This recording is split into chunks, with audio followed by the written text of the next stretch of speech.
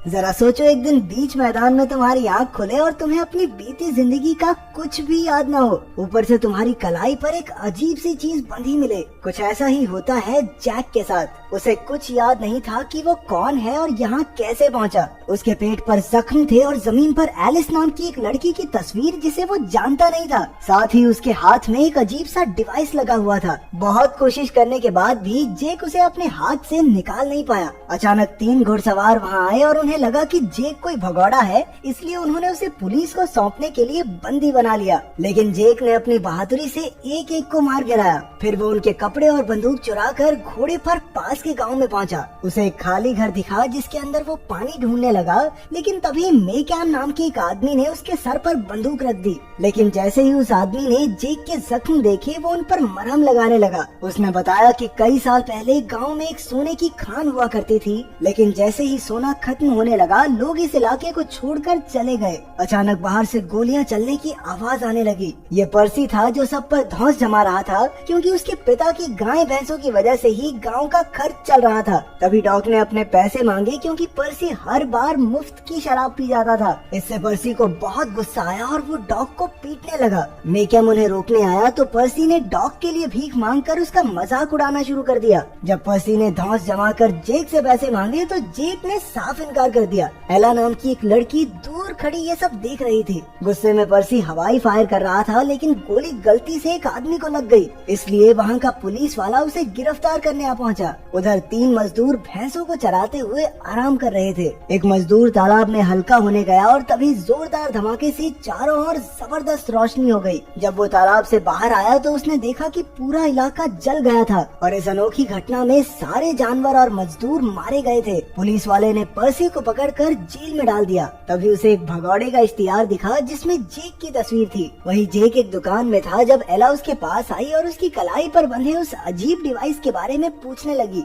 उसी वक्त टैगर्ड अपने आदमियों के साथ उसे गिरफ्तार करने आ पहुंचा। उसका पोता एमेट बाहर खिड़की से नजर रखे हुए था, लेकिन जेक ने अपनी ताकत से एक एक को धूल चटा दी और जैसे ही वो पुलिस वाले टैगर्ड को मारने लगा तो एमेट तुरंत ही उसे रोकने आ गया। तभी एला ने उसे बेहोश कर दिया, जिससे जेक को अचानक कुछ दिखाई दिया। उसे वो तस्वीर वाली लड़की एलिस, एक पुराना घर, कुछ सोने के सिक्के, जबरदस्त रोशनी और कुछ अजीब से आकार दिखे। जब उसकी आँख खुली तो वो पर्सी के साथ जेल में था। उधर पर्सी का बाप डॉलराइट जिंदा बचे मजदूरों को पीटकर पूछ रहा था कि उसके इतने सारे जानवर और मजदूर कैसे मर गए। तभी उसके चेले नैट ने आकर बताया कि पर्सी को जेल हो गई है और मशहूर जेक लौट आया है। वहीं पुलिस स्टेशन में टैगर्ड ने बताया कि जेक पर तोड़-फोड़ और लूट-मार के अलावा एलिस के खून का भी इल्जाम है। जेक को इस बात पर बिल्कुल यकीन नहीं हुआ, क्योंकि उसने जो दृश्य देखे थे उनके हिसाब से तो वो एलिस से बेहद प्यार करता है। फिर टैगर्ड ने उसे मार्शल के सामने ले जाने के लिए गाड़ी में बैठाया, लेकिन तभी डॉलराइट अपने आदमियों के साथ वहाँ आ पहुँचा।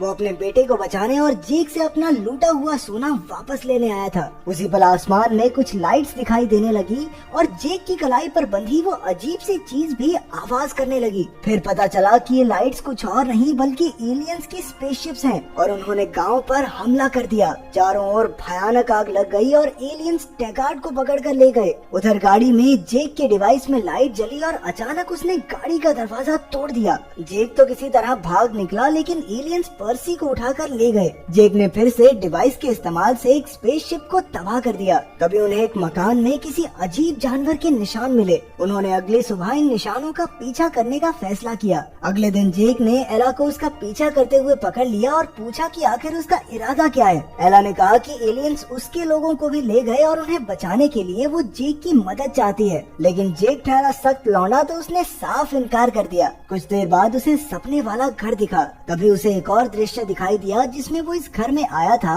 और वहाँ एलिस भी थी। वो अपने साथ सोने के सिक्के लाया था, लेकिन अचानक एक तेज रोशनी उन्हें पिघला कर ले गई। ये रोशनी एलिस को भी अपने साथ ले गई थी। अब जैक जान चुका था कि एलिस के गायब होने के पीछे भी एलियंस का ही हाथ है। रात को उनके गुट ने एक लावारिस जहाज में रात गुजारने का फैसला किया। फिर डेल और हाइड सबको अपने फौज के दिनों की कहानी सुनाने लगा। कहानी सुनकर एमेट को उसके चाकू में दिलचस्पी हुई तो डेल और हाइड ने उसे चाकू दे दिया। उधर एला ने जेक से कहा कि उसे याद करना होगा कि वो एलियंस उसे कहाँ लेकर गए थे, और तभी उसके हाथ पर बंधा वो डिवाइस फिर से बजने लगा। अचानक से एक एलियन ने उन पर हमला करके कई आदमियों को मार डाला, लेकिन जैसे ही वो एलियन एमेट को मारने गया तो मीकैम ने पीछे से गोली चलाकर उसका ध्यान भटका दिया। अब वो एलियन एमेट को छोड़कर मीकैम के पीछे पड़ गया। तभी जेक ने अपने डिवाइस की मदद से एलियन को मार डाला, लेकिन अफसोस वो मीकैम को बचा नहीं पाया। अगली सुबह उनके पास कुछ ही आदमी बचे थे। उन्होंने मीकैम को दफनाया और फिर से एलियन के निशान का पीछा करने लगे।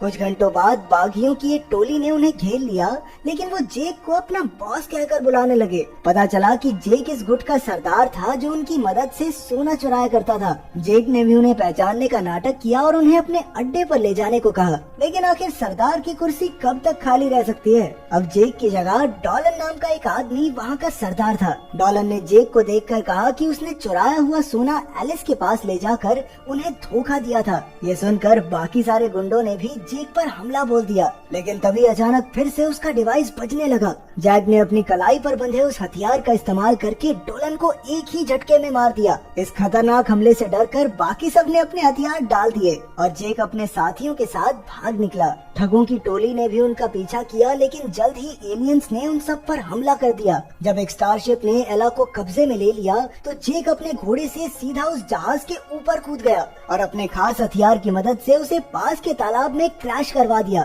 जैसे ही जेक और एला तालाब से बाहर आने लगे तो एक एलियन ने एला पर हमला करके उसे बुरी तरह जख्मी कर दिया। जेक ने अपने खास हथियार से उसे मार डाला और तुरंत एला के जख्म पर पट्टी बांधी, लेकिन बदकिस्मती से वो बच नहीं पाई। जेक इसी सदमे से उभर नहीं पाया था कि अचानक आदिवासियों ने उन्हें घेर लिया और बंदी बनाकर अपने कबीले में ले गए। उनके सरदार ब्लैक नाइट ने कहा कि एलियंस यहाँ तक सिर्फ और सिर्फ गांव वालों की वजह से ही आए हैं। उसने एला के शरीर को भी आग में फेंक दिया था। उनकी बातचीत के दौरान अचानक आग अपने आप ही भड़क गई और उसमें से एला जिंदा होकर बाहर निकली। सच तो ये था कि वो भी एक एलियन है जो एक दूसरे प्लेनेट से वहाँ आई थी और इन खतरनाक जीवों ने उसके प्लेनेट के लोगों को भी बंदी बना लिया था। दरअसल ये एलियन सोने के चक्कर में यहाँ पर आए थे। एला ने बताया कि इन एलियंस ने जिन भी लोगों को पकड़ा है वो उन्हें पकड़कर उन पर एक्सपेरिमेंट करेंगे। दरअसल वो ये जानना चाहते हैं कि इंसानों के शरीर की कमजोरी क्या है, और जैसे ही उन्हें वो कमजोरी पता चली तो बहुत सारे एलियंस धरती पर हमला कर देंगे, जिनका एक ही मिशन होगा और वो है इंसानों को खत्म करना। अब आदिवासियों ने भी गांव वालों के साथ मिलकर इन एलियंस से निपटने का फैसला किया, लेकिन एला ने कहा कि इसके लिए जेक को याद करना होगा कि आखिर एलियंस का असली ठिकाना है कहाँ। इसके लिए आदिवासियों ने एक खास काढ़ा बनाया जिसे पीते ही जेक को दिखाई दिया कि उसे और एलिस को एलियंस ने बंदी बना लिया था। उस एलियन ने एलिस पर तब तक एक्सपेरिमेंट किए जब तक वो मर नहीं गई, और फिर उसने जेक के पेट पर भी वो जख्म दिया। वहाँ से बच निकलने के चक्कर में जेक ने उसी औजार से एलियन पर हमला किया। तभी उसका हाथ टेबल पर रखे उस अनोखे हथियार पर पड़ा और वो डिवाइस उसके हाथ में लॉक हो गया। इसके बाद जेक किसी तरह वहाँ से भाग निकला और उसे याद आ गया कि वो एलियंस की मदरशिप में था, जो कई गुफाओं के जंजाल के बीच में खड़ी है। अगली सुबह सभी लोग उन गुफाओं तक पहुँचे जहाँ उन्हें मदरशिप दिखाई दी। अचानक एक छोटा जहाज उड़कर मदरशिप के अंदर चला गया। वो जानते थे कि वो इन एलियंस का मुकाबला अकेले नहीं कर पाएंगे, तो जैक अपनी ठगों की टोली को भी बुलाने चला गया। वो सब तो एलियंस से ज्यादा दूर जाना चाहते थे, लेकिन जेक ने उन्हें समझाया कि कभी ना कभी तो तुम्हें सामना करना ही पड़ेगा, नहीं तो ये अजीब से जीव पूरी धरती को तबाह कर देंगे। आखिरकार जेक उन्हें लेकर गुफाओं तक पहुंच गया। रात में सभी लोगों ने मिलकर अगले दिन का प्लान बनाया। अगले सुबह जेक के कुछ साथी मदरशिप पर चढ़कर कुछ बॉम्ब्स रखाए। उनकी तरकीब काम कर गई और बॉम्ब्स के धमाके से कई एलियंस बाहर आ गए। उन्होंने मिलकर एलियंस पर हमला किया। दोनों गुटों में जबरदस्त लड़ाई शुरू हो गई। वहीं एला और जेक गुफाओं में मदरशिप का रास्ता ढूंढने लगे। उन्हें खुदाई की मशीन दिखी और अंदर जाकर उन्हें सारे बंदी बनाए हुए लोग भी मिल गए। उन सभी को एक तेज रोशनी ने सम्मोहित किया हुआ था। उन्हें छुड़ाने के चक्कर में जेक ने भी उस रोशनी को देख लिया, लेकिन इससे पहले कि जेक पूरी तरह सम्मोहित होता, एला ने लाइट को गोली से फोड़ दिया। आखिरकार सारे लोग जाग गए और एला ने उन्हें रिहा कर दिया। वहीं जेक ने और आगे जाकर कई एलियंस को अपनी कलाई पर बंधे हथियार से मार गिराया। एला भी सभी लोगों को बाहर पहुंचाकर उसके पास लौट आई। गुफाओं के बाहर भी एलियंस का आतंक जारी था। एक एलियन ने एमेट का पीछा किया, लेकिन वो मौका देखकर छुप गया। जैसे ही एलियन उसके पास आया, एमेट ने हिम्मत दिखाई और डॉलर हाइड के चाकू से उस पर वार किया।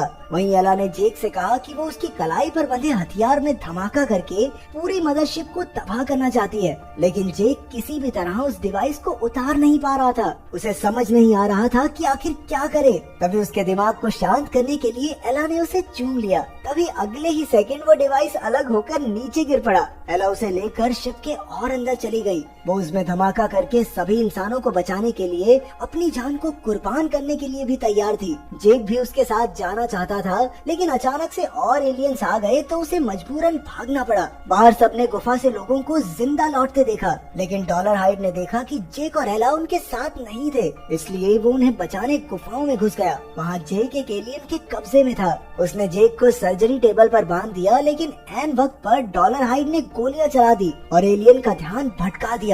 जेक ने मौका देखकर पिघलते सोने का डब्बा फोड़कर एलियन के सर पर गिरा दिया। इससे वो एलियन वहीं जलकर राख हो गया। एलियन समझ चुके थे कि वो अब हारने वाले हैं, इसलिए मदरशिप अपने ग्रह पर वापस लौटने के लिए तैयार हो गई। जेक और डॉलर हाइड सही समय पर गुफाओं से निकलकर बाहर आ गए। वहीं एला ने अंदर से उस हथियार में विस्फोट कर दिया, जिससे जबरदस्त धमाका हुआ और मदरशिप आसमान में ही तबाह हो गई। आखिरकार उन सब ने मिलकर एलियंस पर जीत हासिल कर ली थी। सभी लोग अपने बिछड़े परिवार वालों से मिल गए। बाद में जेक ने उस पुराने घर में जाकर एलिस की याद में फूल चढ़ाए। उसने वापस लौटकर अपने आप को पुलिस के हवाले कर दिया, लेकिन पुलिस वाले टैगार्ड ने कहा कि उसे चिंता करने की कोई जरूरत नहीं है। पुलिस रिकॉर्ड्स के हिसाब से वांटेड क्रिमिनल जेक तो गुफाओं में ही मारा गया। आखिरकार जेक उन सभी से विदा लेकर एक नई जिंदगी की शुरुआत करने निकल पड़ा। अगर वीडियो पसंद आई तो लाइक कर देना, चैनल को सब्सक्राइब कर देना। मिलते हैं अगली वीडियो में।